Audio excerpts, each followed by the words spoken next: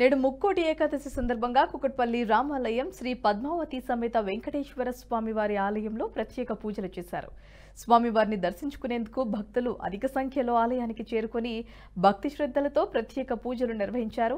రామాలయం ముందు కోలాటం కళాకారులు ఆటపాటలతో భక్తులను అరలింపజేశారు.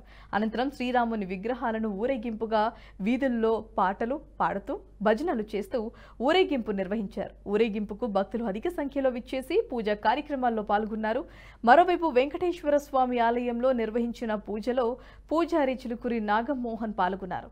ముక్కోటి ఏకాదశి ప్రత్యేకమైన పూజలు చేసే ముక్తి ఫలం ఉంటుందని నాగమోహన్ అన్నారు. ముక్కోటి ఏకాదశి రోజున పూజలు నిర్వహించిన కుటుంబాలు వారి పాప దోషాలు పోయి ముక్తి ఫలం లభిస్తుందని తెలిపారు.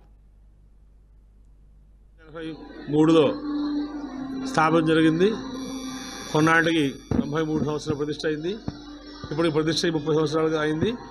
30 సంవత్సరాల నుంచి కూడా ప్రతి ముక్కోటి ఏకాదశి చాలా వైభవంగా జరుగుతుంది. రాత్రి 12:30 శ్రీ వెంకటేశ్వర స్వామి వారికి ఆలయంలో సమస్త దేవతామూర్తులకి పంచాభిషేకం జరుగుతుంది. తదనంతరం అలంకారం దర్శనం, తదనంతరం ఉత్తరద్వారంలో దర్శనం జరుగుతుంది. ఉత్తరద్వార దర్శనంలో అనేక మంది భక్తులు ఈరోజు మధ్యాహ్నం 1 గంట 2, 3 దాకా కూడా భక్తులు విరివిగా వస్తారు. అలాగే మళ్ళీ సాయంత్రం 4 గంటల నుంచి కూడా ఈ యొక్క ఆలయానికి భక్తులు రద్దీగా ఉంటారు. రాత్రి 9, 10, 11 కూడా అవుతుంది. ఇట్లా ఇదే సంవత్సరం ఎప్పుడు కూడా భక్తులు తగ్గకుండా ఇదే రకంగా వస్తూ స్వామివారి యొక్క ఆశీస్సులు పొందుతున్నారు. స్వామివారు అందరికీ గొంగు బంగారమై విలసిల్లుతూ ఉన్నారు. 1983లో స్థాపన జరిగింది. కొన్నాటికి 93 సంవత్సరాల ప్రతిష్ట అయింది. ఇప్పుడు ప్రతిష్ట 30 సంవత్సరాలుగా అయింది. 30 సంవత్సరాల నుంచి కూడా ప్రతి ముక్కోటి ఏకాదశి చాలా వైభవంగా జరుగుతుంది.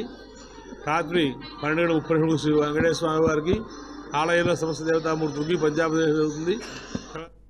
ఈ వీడియో మీకు నచ్చినట్టయితే లైక్ చేయండి, 10 మందికి షేర్ చేయండి. అలాగే కామెంట్ల రూపంలో మీ అభిప్రాయాలను మాతో పంచుకోండి. Nationalist hub group of channels ను సబ్స్క్రైబ్ చేసుకుని తెలుగునాట జాతీయవాద జర్నలిజాన్ని ప్రోత్సహించండి. ఈ వీడియో కింద ఉన్న బెల్ ఐకాన్ పై క్లిక్ చేయడం మర్చిపోవద్దు.